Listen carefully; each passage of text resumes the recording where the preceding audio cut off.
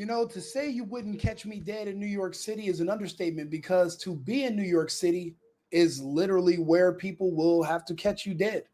They will kill you, and there's nothing you can do about it. And if you try to defend yourself, if you try to save others, you will be prosecuted to the full extent of the law, especially if you are white. I've warned people in the past the direction that New York is going. If you're white, if you're Jewish, you are no longer welcome.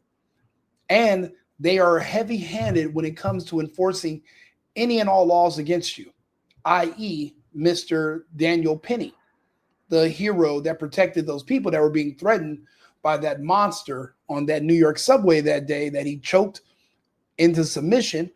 And then the man passed away, and they literally drug him through hell trying to charge him. He was eventually exonerated because he did the right thing. But it just goes to show you that the United States Republic is wavering. It's not there anymore. There's a few holdouts. The great state of Texas, we just did a video about it, where a homeowner killed 2 out of 3 of the intruders, and he's seen as a hero. But this is New York City. And in my opinion, this man is a hero, but they're going to lock him up. Now, they couldn't charge him. They couldn't lock him up for shooting the muggers. So what they did was they went into, well, what gun did he use? And they're charging him over having an unregistered firearm. Now, if this was someone who was Muslim or someone that was black or Hispanic, they wouldn't have even Alvin Bragg wouldn't have even brought the charges against him.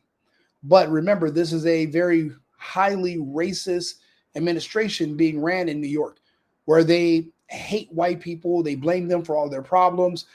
And that sentiment is spreading amongst these communist cutouts that we're seeing in the United States.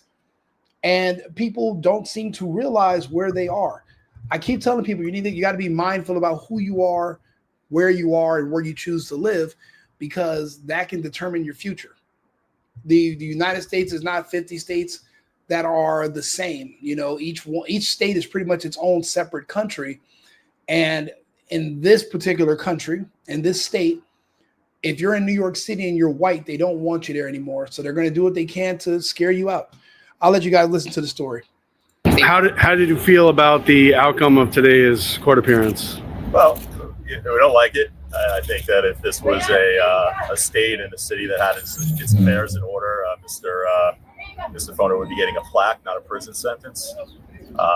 So it is it's bittersweet, but ultimately these were possessory-based offenses. They're generally the type of charges that are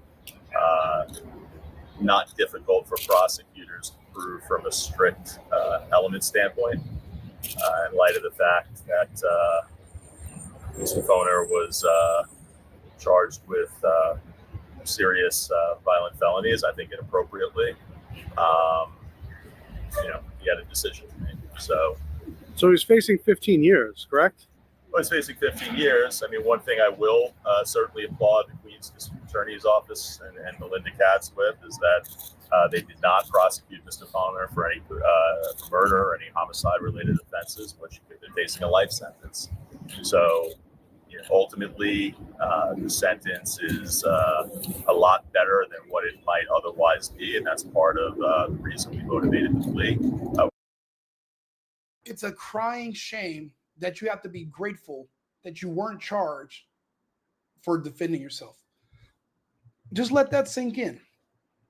If he would have let these people rob him and kill him, he wouldn't be here today. The criminals would have, they're not going to hunt down the criminals. They never do. That was one of the biggest parts. That's one of the biggest consequences of defund the police. And if you talk to the police, they'll tell you they don't have enough money to even do investigations anymore.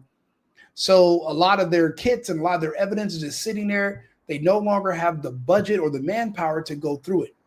So the criminals can stay on the streets and just keep reoffending and reoffending and reoffending until you're the person that dies, and then maybe they'll do something about it. But I mean, these people can just say it wasn't me.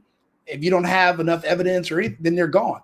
And we live in an era depending on the background of the criminal, there's a strict no snitching policy that's a part of that entire demographic. So if the witnesses are from that demographic, then they're not going to show up. So yeah, you can arrest and charge this guy, but when no witnesses show up and point the finger at him on the stand, they're going to let him go.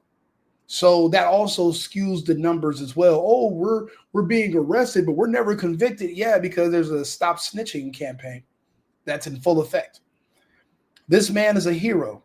And this lawyer is saying if we were in a better place, he would be given a plaque. If he was in Texas, yes. But you choose to reside in New York City, in New York State.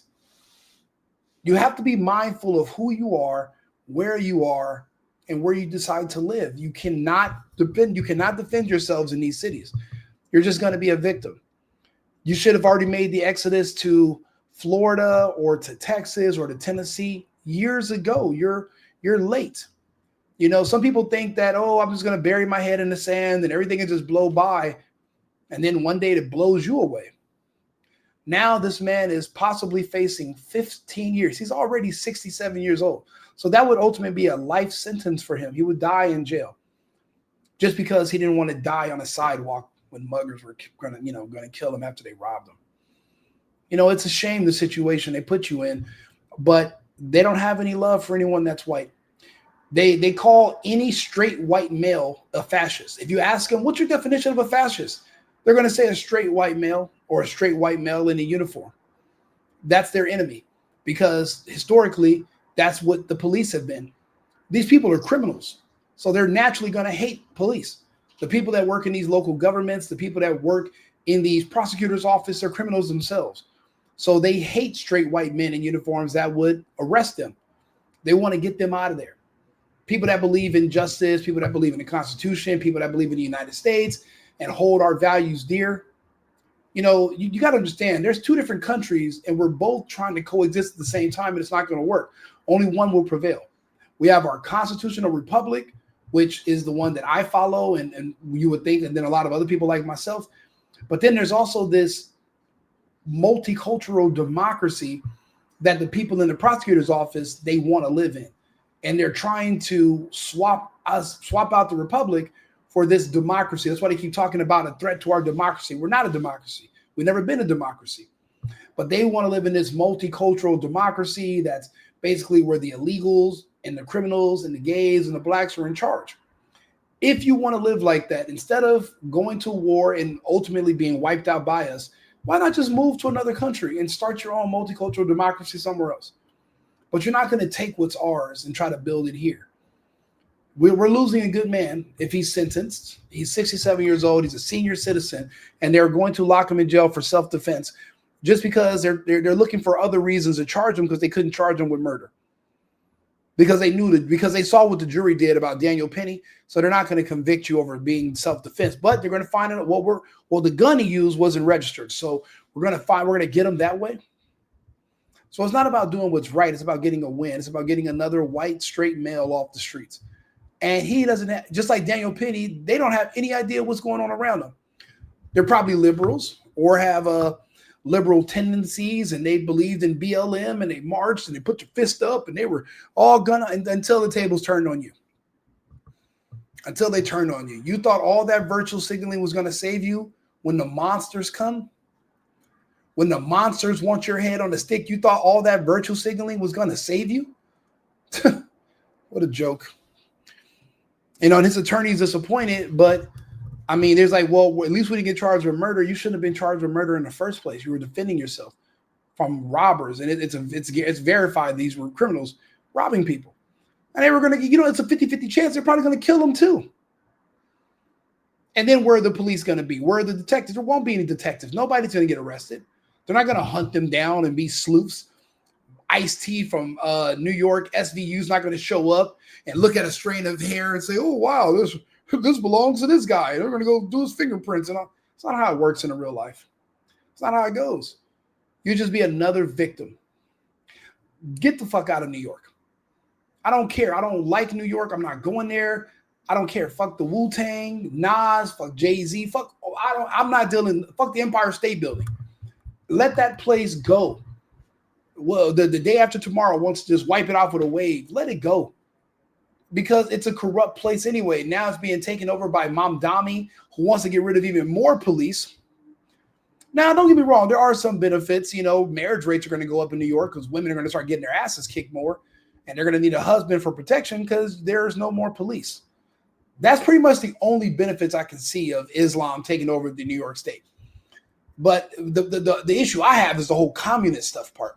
He's not going to be able to do it, but to snake and fraud people by, you know, promising them a bunch of stuff you can't do, it's disgusting.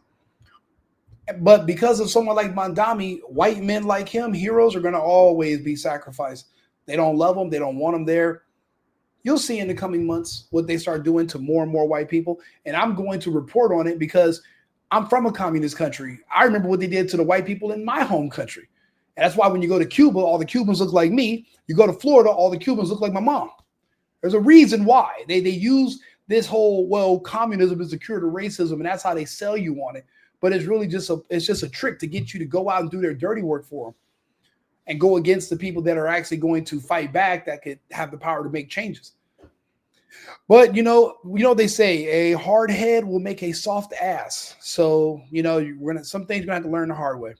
Like and subscribe, share the video. Right Wing Rico, the single boyfriend. Remember, America first, America only. I've been needing to find a new apartment, which has not been easy with credit as bad as mine. Luckily, I found cosigning.com. They connected me with a cosigner who helped me get my dream apartment for me and my dog. I just paid a small fee and was able to move in fast. Get the cosigner you need for the apartment you want. Check out cosigning.com today.